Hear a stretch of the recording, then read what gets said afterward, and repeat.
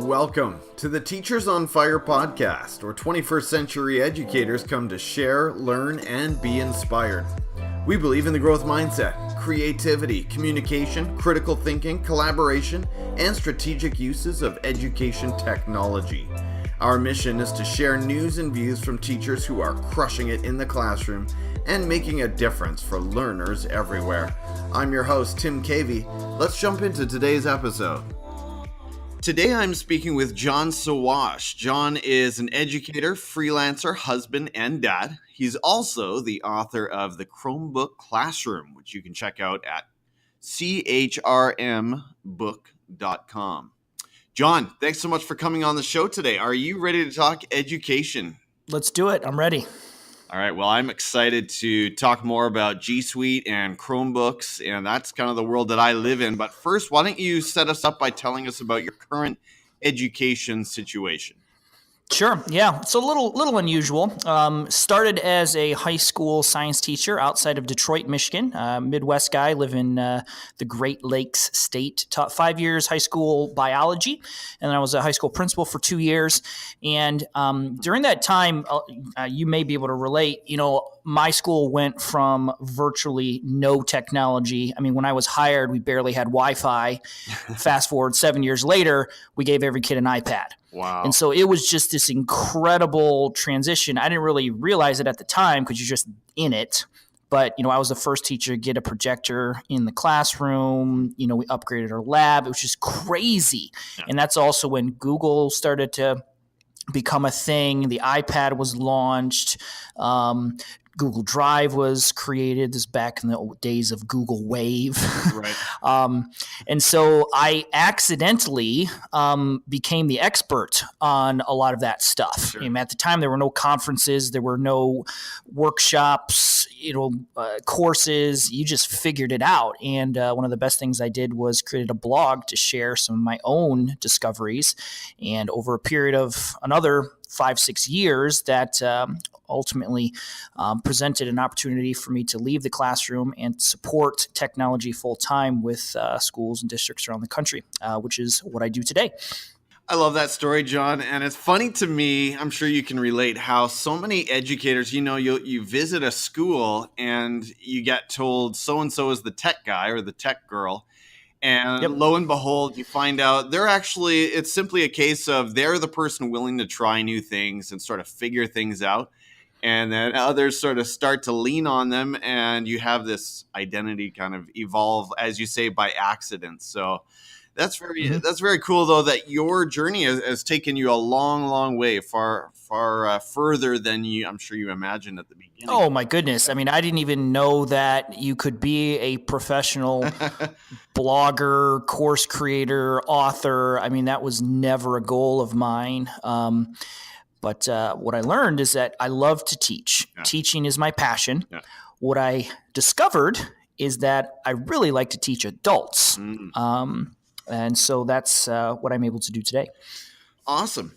Well, John, I like to start out by looking actually at some adversity in your career. And so tell us about a low moment that you faced somewhere along the education journey and then how you overcame it. Yeah, I listened to a few previous episodes of the Teachers on Fire podcast, so I knew this question was coming. I'm glad I prepared for it.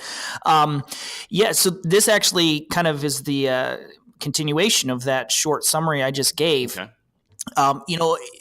It would be a frightening experience for someone to quit the teaching profession and become a full-time blogger, consultant, trainer. I mean, sure. that would freak the best person out, and I'm no exception. So my low moment came when my superintendent, in the span of literally like a 12-hour period of time, my superintendent, who had kind of picked me as someone she really was investing in and put me into a lot of positions of responsibility, she got fired.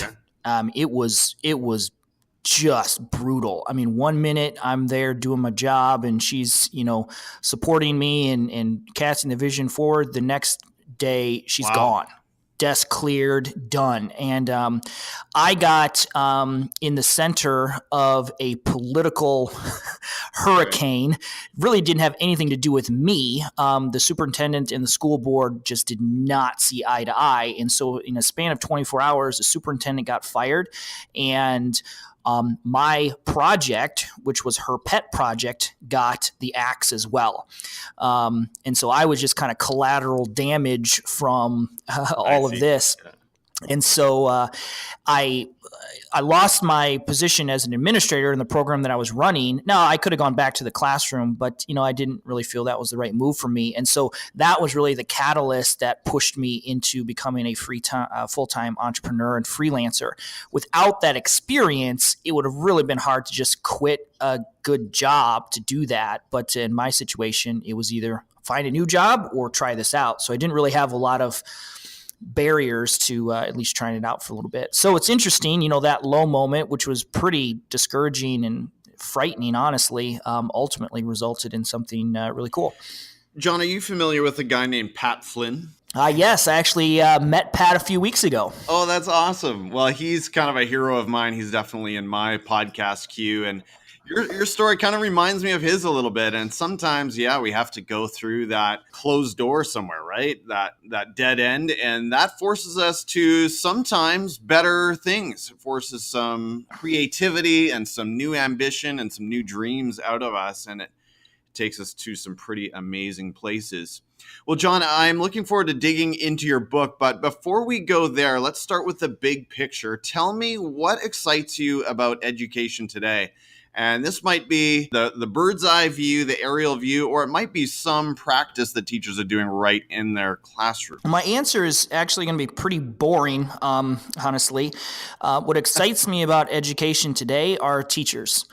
I mean, teachers just amaze me. I mean, if you look at the school system, curriculum changes, administration changes, students change, policies change, trends change. The only thing that is consistent in the classroom is the teacher.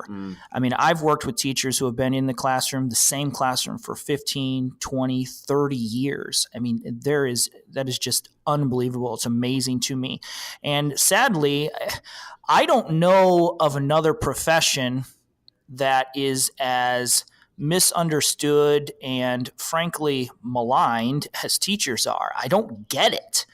I mean, for as much as teachers do to help, build the fabric of society, for whatever reason, we always seem to be under attack by politicians and even just the general community, which really saddens me.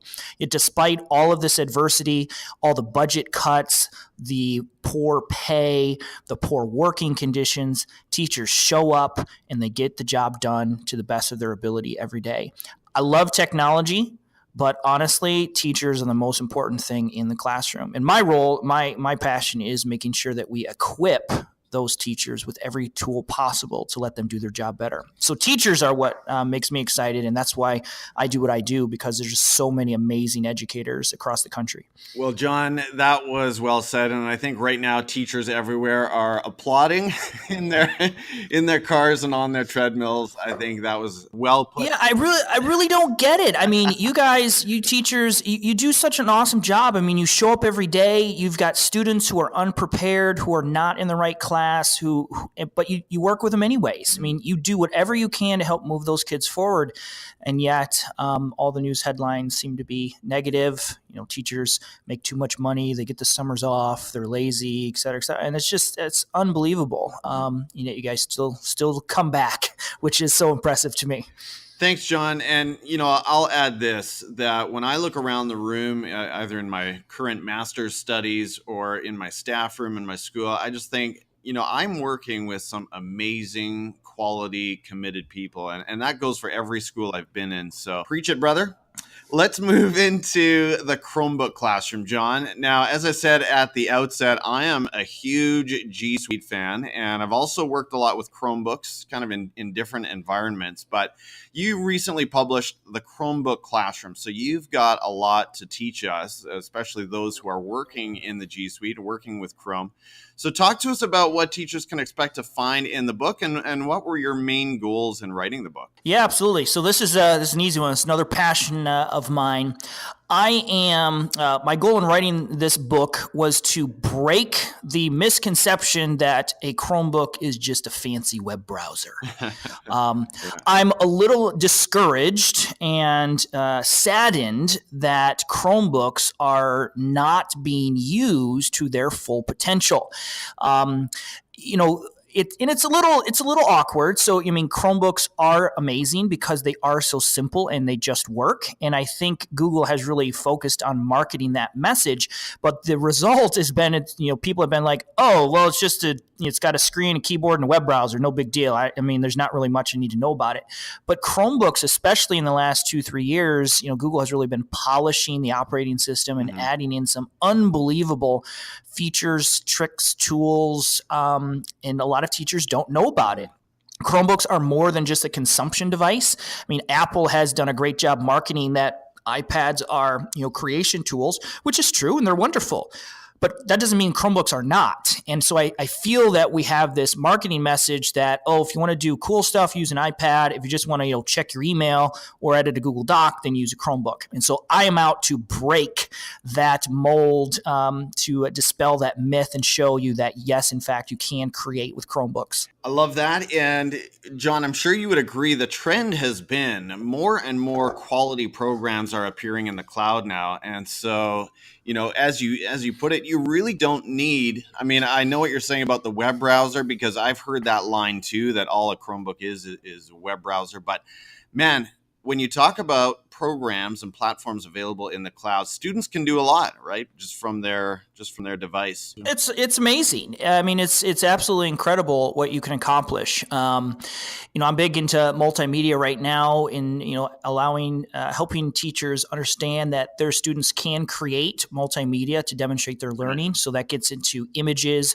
audio, and video, and it doesn't have to be some 6-minute produced movie either. Just doing a screencast to demonstrate your learning, or using Flipgrid to record a quick audio summary of what you've done, or using Google Drawing to do some visual thinking, stuff like that. So moving beyond, nothing pains me and just gives me a panic attack more than watching a teacher say, okay, kids, get out your Chromebooks, open up Google Classroom. I just sent you a PDF. Not to say that that's, the worst thing ever, but we're missing the opportunity. Yeah. If all we're using our technology for is to distribute essentially paper assignments that are just digitized, that's just a huge waste, in my opinion. You just gave a kid a $300 sheet of paper. Just print it out. I'm not on the paperless bandwagon. I'm not. Paper is fine.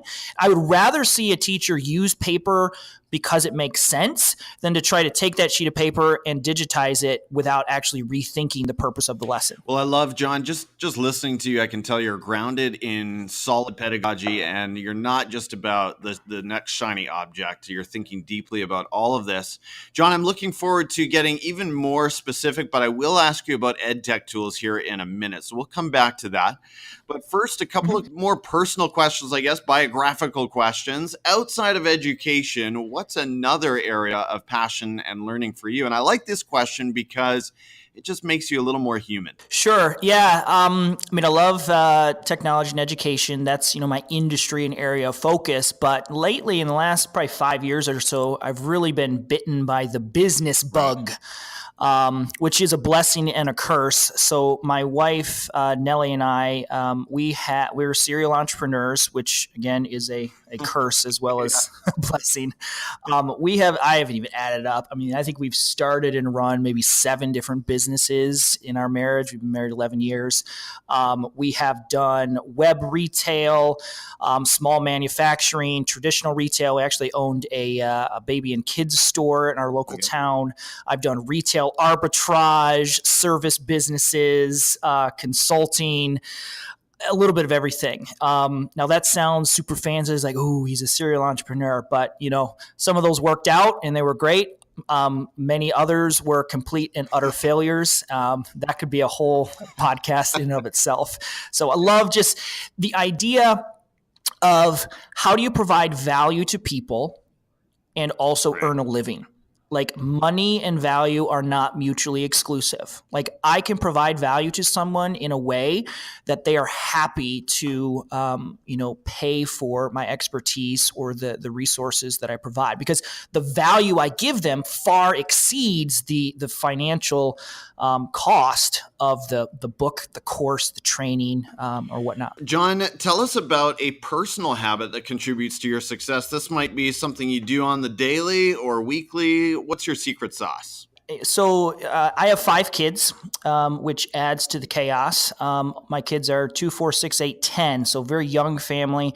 A lot of people, are into morning routines. We look at Tim Ferriss and all the, the big lifestyle people, morning routines. And it is very important. And I tell you, morning routines for me just don't work because I can get up at 6 a.m. and there's 3 kids looking at me when I'm out there. You never know what's going to happen. So the personal habit that I feel that I really have mastered and really serves me well is keeping a clean inbox. For me, email is probably the most important business tool and personal tool that I have. I use that more than anything. I have no personal assistants. I have no employees. It's just me. And so I am just incredibly reliant upon my inbox to remind me of things and show me conversations that I've had. So love Gmail, archiving messages. I just looked the other day. I think I have 125,000 messages in Gmail. Now, obviously not all in my inbox. I'm a big fan of archiving. Every Friday today, I'll go through my inbox, and I love the new snooze feature in the new Gmail. So I'll go through my inbox at the end of the day on Friday and look for anything that I need to respond to or do prior to the weekend. And then everything else I will snooze until Monday. I just having that clean inbox, knowing that I don't have anything pressing, that I don't need to do this over the weekend is very helpful. So that's probably the one habit that I think benefits me the most. John, do you use different flags in your inbox? I really don't. My inbox usage is really, really basic. So a message comes in and essentially, it'll sit there until I can reply to it. If it's something that's going to require a longer time, I will add it to my to-do list if it requires a proposal or something I can't do quickly. I rarely have more than 30 messages in my inbox at any time. So as soon as the message comes in, I will reply, and then I archive that message. When the person replies back to me, then it pops back in. But I keep it very clean. I rely on the search heavily. I really don't tag things hardly at all. I do use the category filters in Gmail, social, promotions, updates, those. And that's pretty much it. It's a pretty basic system. Well, I'm just going to make a quick plug for John's YouTube channel. He's got incredible resources there, and I know he's got some videos about how to organize your inbox further. So go over to John's YouTube channel for some great tips. John, we're moving now into some rapid fire recommendations. So give us your top picks in each of these categories. We'll start at Twitter, which is kind of the home of every educator's PLN. Who do we need to be following there? Yeah, I would recommend Jake Miller. He's at Jake Miller Tech. Jake's from Ohio, and he's doing some really creative things with GIFs. He has mastered this. I mean, I can't imagine how much time he spends on some of these, but he has like an entire tech training idea that he captures into a 15 to 25 second GIF, Google Sheet tips, email, classroom, they're sweet. So it's like attending a workshop on Twitter that only lasts 30 seconds. That is so cool. I've seen a little bit of that, but I'll need to take a closer look at Jake Miller. So thank you for that. Next, point us to an EdTech tool that you currently love using in your day-to-day work. Yeah, so 2 tools. There's a ton. Now I'm gonna say something important here. If you're a teacher listening, okay, this is a very common question I guess asked all the time. What's your favorite tool and this and that? Teachers need to stop collecting tools. Like every teacher has a list of like 85 tools that they're like super excited about. You don't need 85. Look, you probably need about 10 tools that will satisfy 95% of everything you do on a daily basis. Right. So this whole, like the whole Apple campaign of there's an app for that, there is, but you don't need it. You just need a handful of tools that you know how to use well. So 2 tools that I use every day. There are other options out there. I don't even care because I know how to use these. So I do a lot of graphic design, for my YouTube channel art, for Twitter and Facebook posts I put up. And for all of that content, I use Canva, Canva. It's a great web-based graphic design tool. It's freemium. The free version is great. You just have to, stick with their free templates. I actually pay for Canva because I use it so much. Right. Another point that I would encourage you to think about, pick a tool, use it, and then pay for it. Right. Pick a couple tools you really like and invest in them. You're going to get more value out of them when you pay for it. And you can really, enhance your abilities. So I pay for Canva. I don't even remember how much it is, like $100 a year, something like that.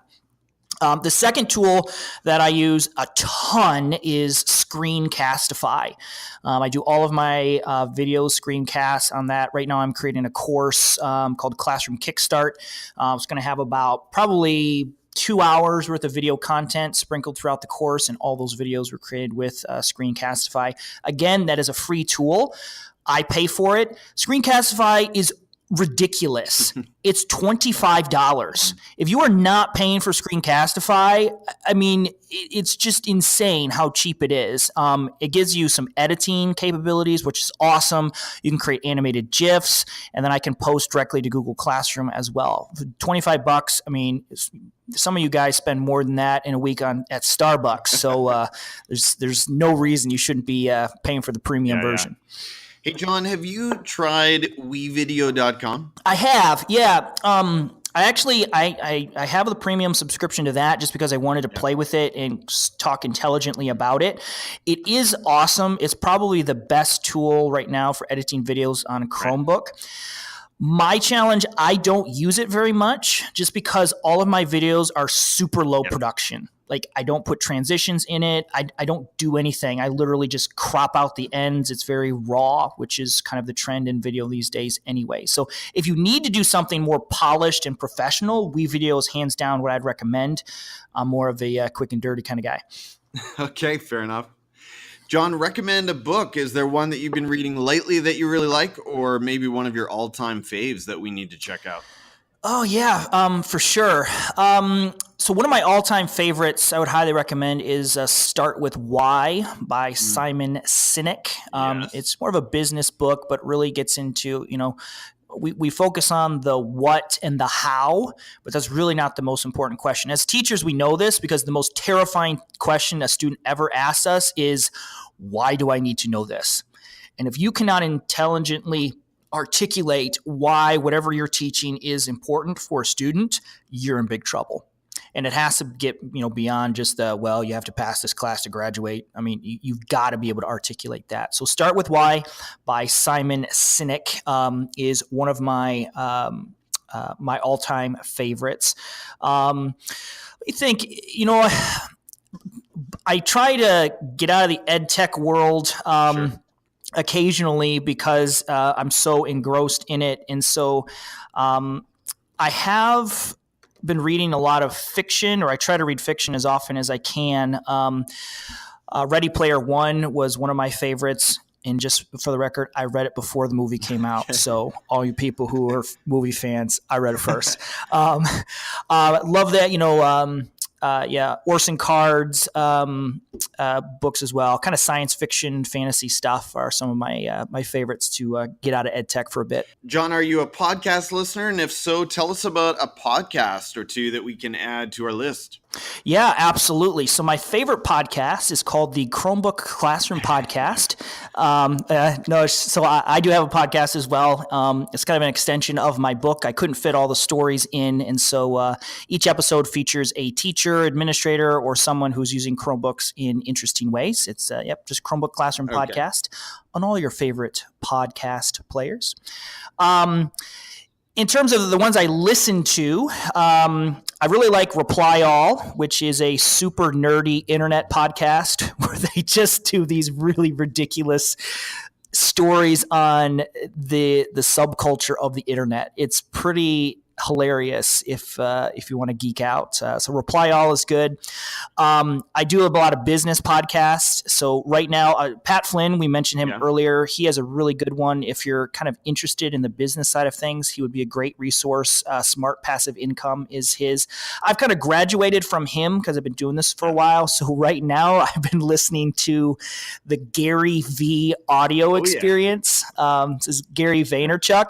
Now, if you're listening and you're about ready to go and subscribe to his podcast, I got to warn you, this guy curses like no one I have ever heard in my life.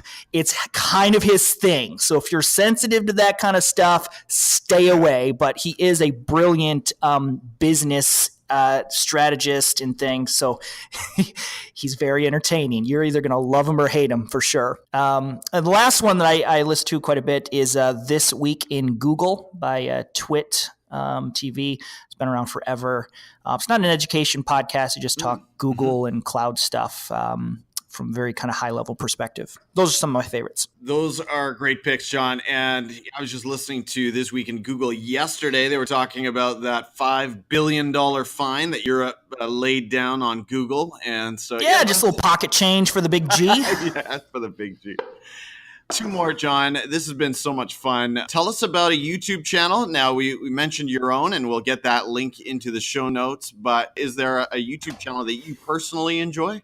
Yeah, so this is going to be a real interesting one. Being a blogger and kind of full-time freelancer, I have the opportunity to kind of connect with people who do those same things, but not in education.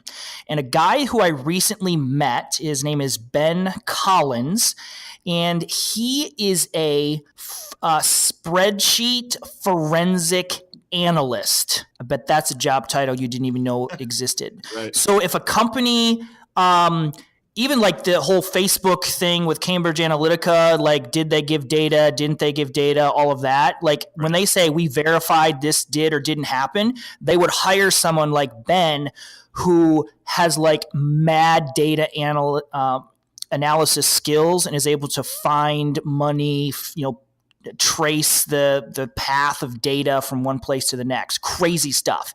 Anyways, Ben is also blogs on Google Sheets. So his website is just bencollins.com, and he has a YouTube channel where he shares some really interesting ways to use Google Sheets. He is like the Google Sheet expert, and it's really interesting because he's diehard Excel person who has really come over to the Google Sheet world. I don't know if you have this experience, Tim, but all the budget people are like, well, I can't use Google Sheets because it's not as good as Excel. Yeah. So Ben is able to articulate that it is, on par or perhaps even better through his YouTube channel and things. Like he talks about stuff that I'm like, I don't even know what you just did, but it looks really cool.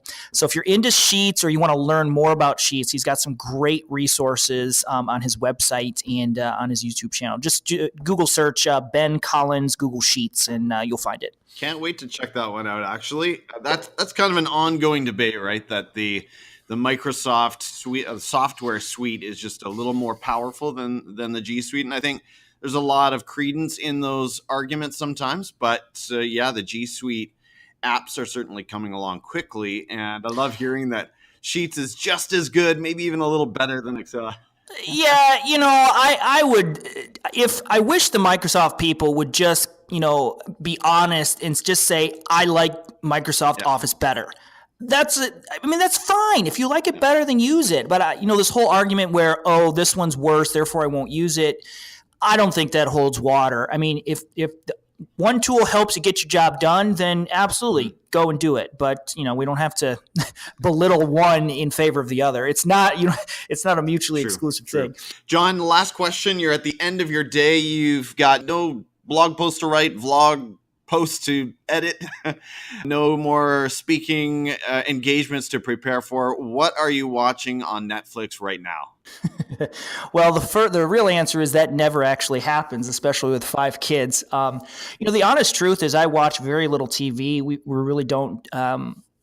We've got just other stuff we do. But we do have Netflix, and I'm kind of in between shows right now. I don't really have one that I'm really engrossed in.